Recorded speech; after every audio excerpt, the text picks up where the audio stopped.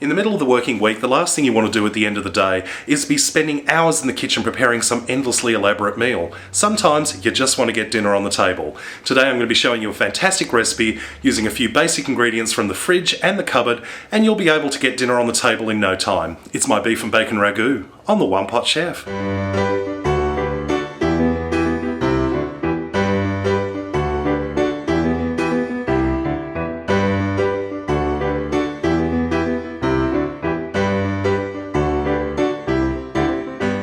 Beef and bacon ragout. Now, if you're not sure what a ragout is, it's basically like meat sauce, similar to spaghetti bolognese sauce. Realistically, it's basically beef, bacon, onions, and a few bits and pieces added in for flavour. It's really simple to put together and really satisfying. First things first, into a pot, I'm going to put some garlic infused olive oil, just to grease it up a little bit. Now, if you don't have garlic infused olive oil, feel free to use just regular oil and chuck in some garlic.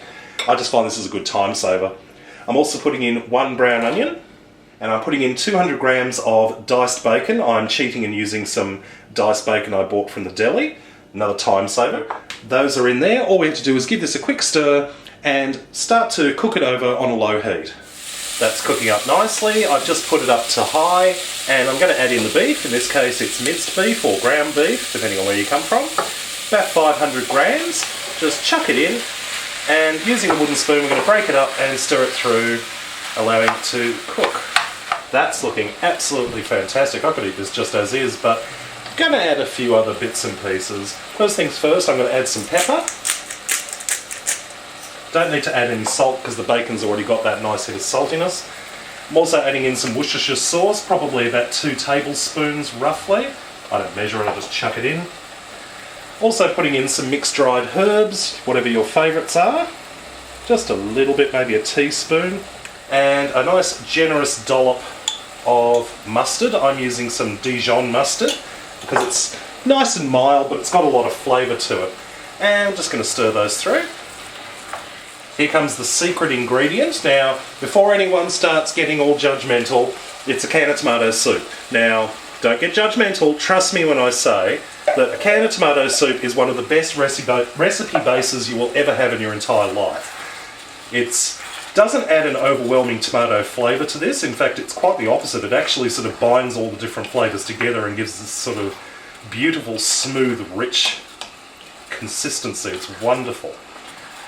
That's looking fabulous, but one last little thing.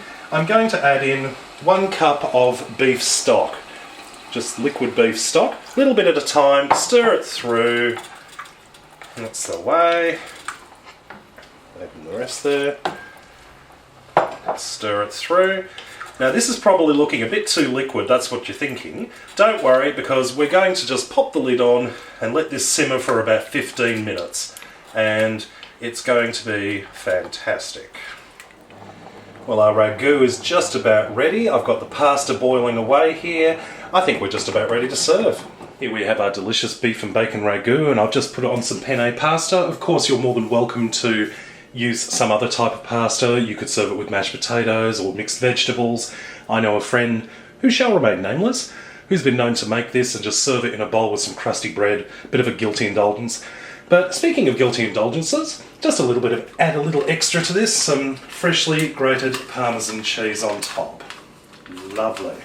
Look at that. A few little curls on top. Now, let's give it a taste. Let's grab a little bit here.